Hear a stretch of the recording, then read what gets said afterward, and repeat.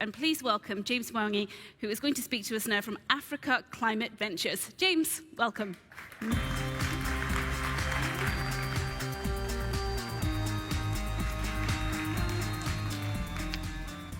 Thank you, and thank you to the Climeworks team for the work you're doing and for bringing together this amazing community.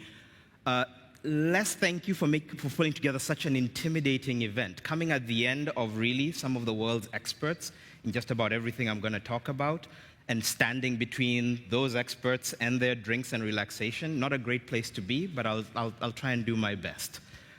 I want to talk about the CDR industry, the carbon dioxide removal industry, and how we make it a global industry. And I want to start with a basic point from first principles. We got into the mess that Catherine just described with a hose that was feeding in, that was built by the most globally integrated marketplace in the world. Fossil fuels, emitting technologies, we moved resources all over the world to the places where they could be used most quickly to deploy, right? So we don't have most of the emissions where we get our fossil fuels from, for example. The fossil fuels are burnt elsewhere. It stands to reason that the same efficiencies that got us into this mess now need to be leveraged to get us out. We need to make sure that all of humanity is mobilized around the question of growing that drain. So, as the name of my organization suggests, I'm very focused on Africa. And usually, when we talk about Africa, we begin with the idea of Africa as the quintessential climate victim. Didn't do much to put that water in the pool, struggling to swim, don't have the resources to swim. So you have a continent that is already on track to face a headwind of about negative 5% in GDP growth per year from the climate change already locked in. An example of that, until 2019, my country, Kenya, was one of the fastest growing economies in the world, ran smack dab, in addition to the COVID pandemic, which has its climate, some would argue is in part related to climate in terms of human-animal conflict. But in addition to the pandemic, we had a 4-year drought. That 4-year drought has placed a measurable drag on the economy and taken it, in some ways, off track. Second thing, the economies are too small to meaningfully invest in some of the solutions that are needed to bolster their people.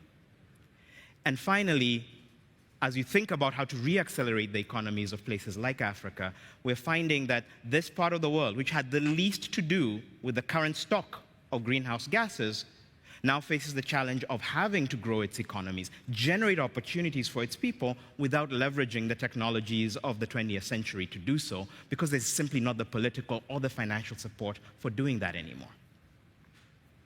So very often, that's where the conversation ends. Africa, climate victim, people feel bad about it.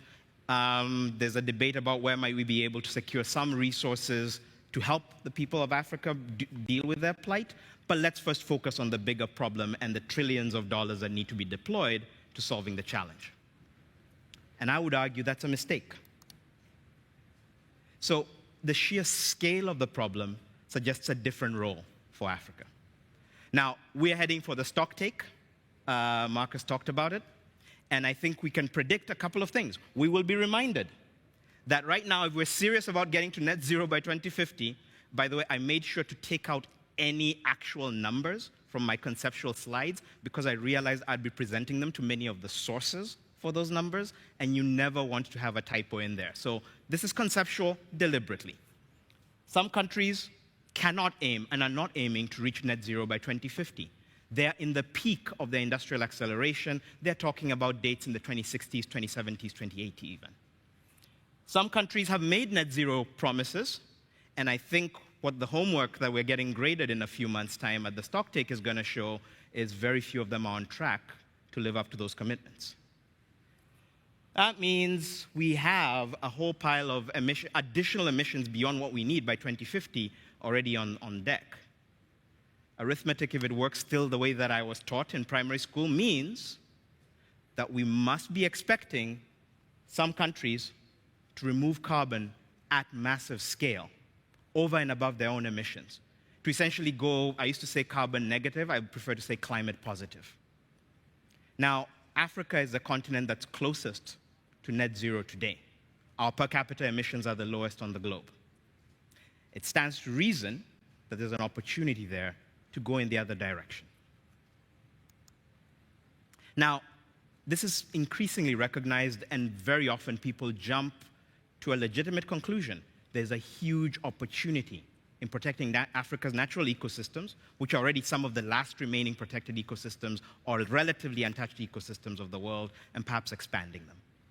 So we did some analysis looking at different carbon prices, what might be possible.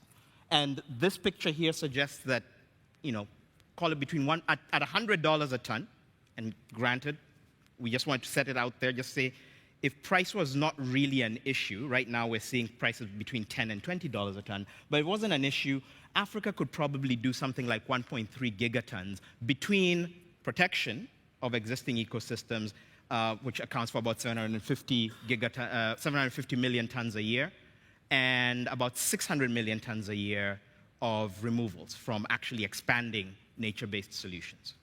That's what Africa could do in this space. We should do that, right? We should create the incentives to do that. That's beginning to pick up momentum in a number of countries. A lot of attention now going to things like what the voluntary carbon markets can do to create the jobs and the opportunities. There's a version of this that shows that this creates something like 140 million jobs. Just doing this, just caring for and expanding the nature-based. Now, not all of these are new jobs. Some of these are livelihood improvements to smallholder farmers and so on. But there's a real economic opportunity here, and it's a broad-based economic opportunity. However, it's not the only opportunity. There's a potential for a whole other type of opportunity that builds on Africa's other attributes. And what are those attributes? A superabundance of renewable energy is one. 40% of the world's terrestrial solar energy hits the African continent. Despite that, only 1.2% of the world's installed base of solar is in Africa. And actually, in 2021, the last date for which we have data, only 0.6% of global investment in solar went to Africa. Now, there are a number of investors here. If I told you that you were leaving your best raw resource on the bench while deploying your limited supply of photovoltaics and other resources to places with less good solar, you'd say, we're making a mistake. The second thing, limited emissions that renewable energy can be used to displace. This is an important challenge. We've talked about the fact that most of the pathways in DAC will require energy, large amounts of energy. We've also acknowledged that the first priority has to be shutting down existing emissions. And that means that as this industry begins to scale, we're going to run into a logical challenge, right? And there's no way around it. Where does the marginal unit of energy go?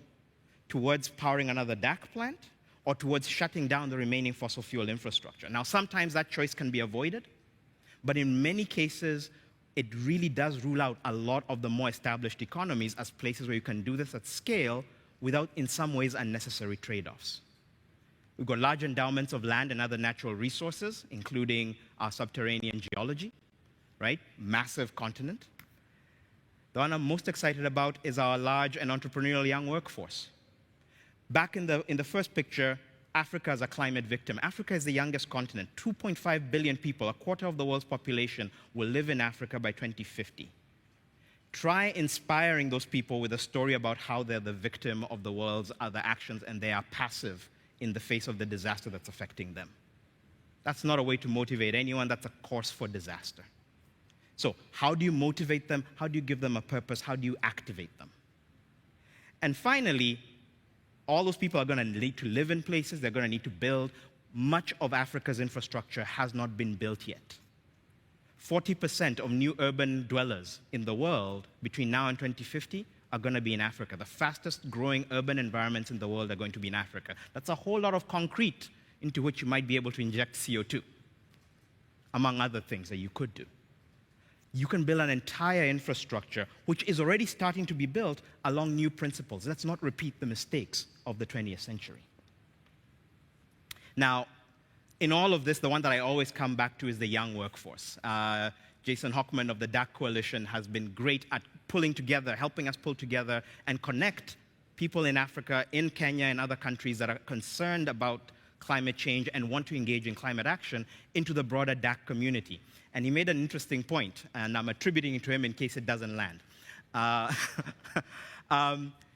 We talk about Malcolm Gladwell, you may have heard, makes the point that if you wanted to be a landmark corporate lawyer, the best place and time to be born was the Garment District in New York in the 1930s, at the takeoff of corporate law, takeoff of corporate finance. That put you in the right place. If you wanted to be one of the titans of the technology industry, you could do worse than to be born on the west coast of the United States in the mid-1950s. There's an argument that says, given these resources, to be a young person born around the year 2000 in places like the East African Rift positions you really well to be one of the titans of that trillion-dollar industry by 2050. And that's the vision we're going after. So let me give some tangible examples of what this potential looks like. This is Kenya, home. Yeah. On one level, you have Lake Naivasha, or Karia, the center of Kenya's geothermal industry. Similar place to Iceland in many ways, about 900 megawatts of electricity produced there. They're adding 100 megawatts every year. The reason they're not adding more, there's 10 gigawatts of potential, is there's no demand. No demand even for the 10 gigawatts of pure geothermal. We haven't touched on the world's best wind and some of the best solar. We'll come back to that in a moment. Naivasha is an industrial town. It's a growing town. There's lots of young people coming there with various skills, various technical attributes, looking for jobs. You go further north, Lake Turkana, the world's largest alkaline lake. Right next to it, Lake Turkana Wind Farm, the largest wind farm in Africa. It's 300 megawatts, but it could do easily 1.5 gigawatts, and it's next to several others. This is the world's second best performing terrestrial wind farm, period. Right? The second best in the world in terms of its uptime. And the reason it's not expanding, no demand. Literally, we're saying, who needs gigawatts upon gigawatts of renewable energy? We've got it for you, alongside basalts, alongside lots of water, some of it alkaline, that might be useful, and alongside a young workforce. So how do we unlock it? Some of that is just bringing the pieces together. You need various industries to show up, expressing demand.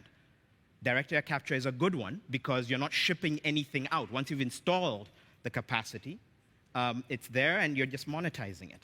But there are others as well, green ammonia, the whole hydrogen economy, a whole range of other energy-hungry industries. So this is the shore of Lake Turkana.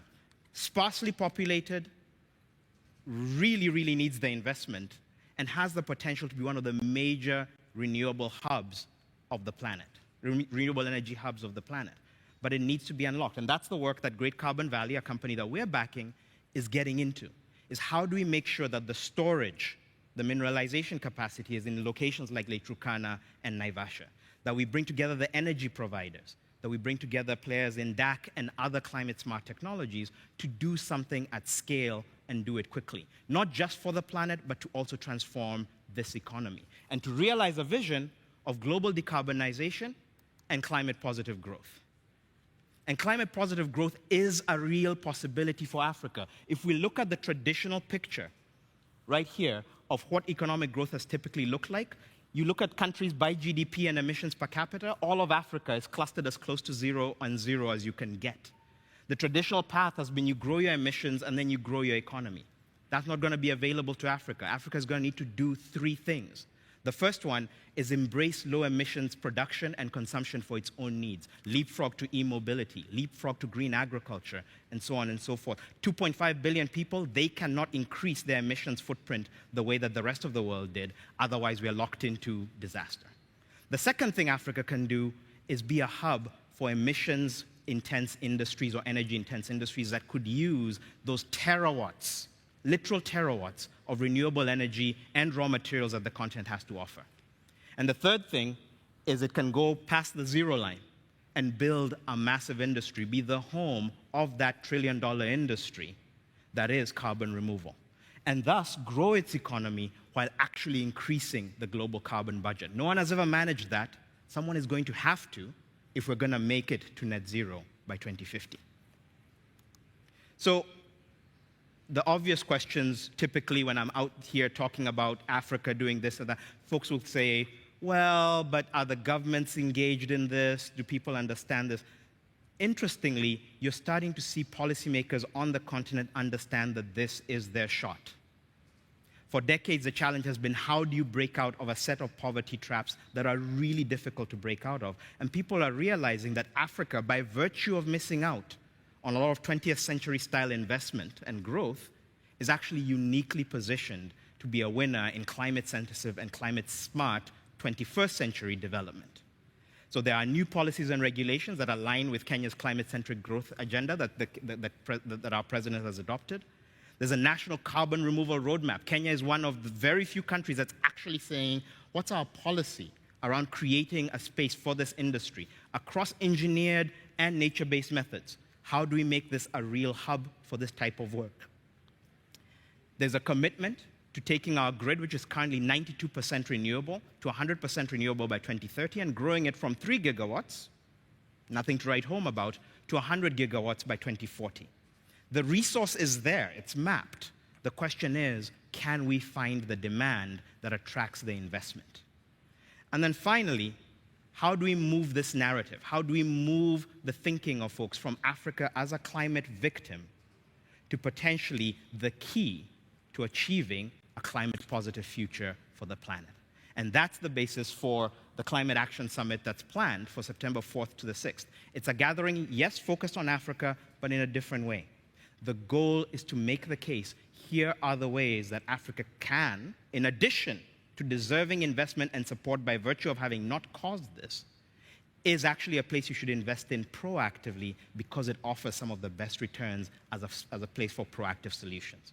And we're hoping to start to bring together a different kind of climate community of innovators, investors, and actors to come to Kenya, understand the continent's potential, and begin to think about where we might be able to deploy and execute. Hope to see you there. And as we say in Kenya, asanteni sana, that's thank you very much for your patience, and see you in Nairobi in September. Thank you.